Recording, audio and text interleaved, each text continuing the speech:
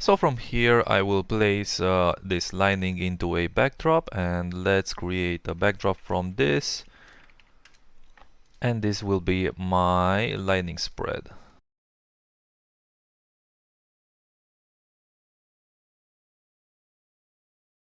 And now I will copy this entire chain over and bring this over here, the copy.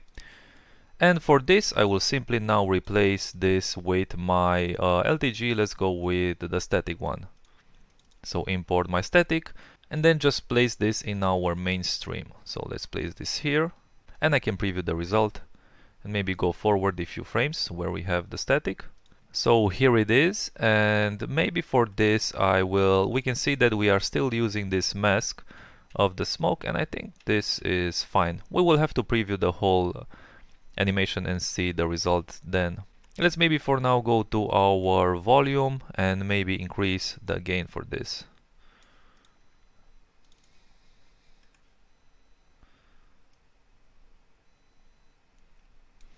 And also let's see the GI of the ground and maybe increase the gain here as well. And we will leave the emission as it is for now, since we will have to adjust this later. Let's also make sure that we are shuffling this into a separate emission channel. So from here, from the shuffle node, the same thing that we did for our spread, let's use a new layer and let's rename this to emission underscore static and populate our channels, hit OK. And now we have an emission spread and an emission static as well. So finally I will give this block a new color and rename this to static. And we can copy this again, and for this we will use our strike, and let's plug this in our mainstream, and let's just maybe change the color for this label, and this will be our strike. And in here we can just change this file for the strike, and we can go to our final node here and preview this and make sure that the shuffle channel is shuffling out this into a new layer as well. So go to new, and this will be emission underscore strike and populate and hit OK. And let's maybe preview this and see how this looks. Alright, so here is our strike. And for the lightning strike, maybe I don't want to use this mask that we used, so the smoke mask that we use for the emission, and I will just get rid of this. And let's take a look at some of the other passes. So this will be the volume, reflection, and this will be our ground reflection. And we can see that this is rather noisy, so you can drop from here a denoise node. And let's select an area and maybe increase the sample size and increase the denoise amount to maybe a value of 2.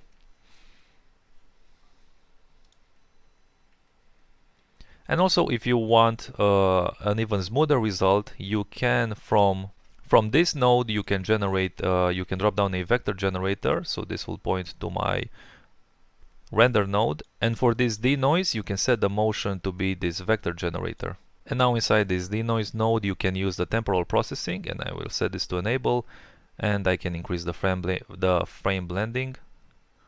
Okay, and we can see that this will give us a much more smoother result. So you can pretty much do this denoise trick for all of the other global illumination passes, and I will leave this up to you if you decide that you have to use the denoising. So from here, let's preview the result, and maybe I can go to my GI channel and even increase the blue channel even further.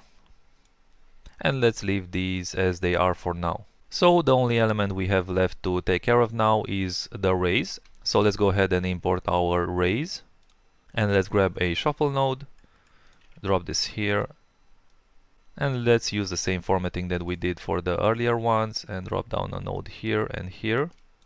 And let's first shuffle out our GI layer and merge this in our mainstream.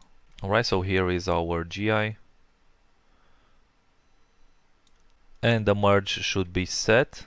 This merge should be set to plus as well, and let's copy all of these, Alt C, and place this inside our main stream and point to our render.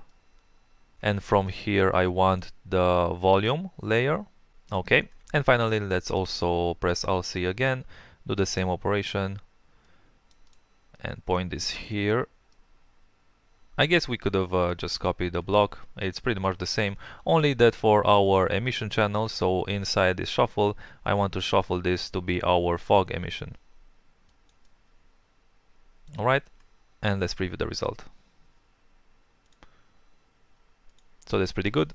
So anyway, from our fog emission we can drop down a grade node and we can just bring this down until we have something that looks a little bit more pleasant.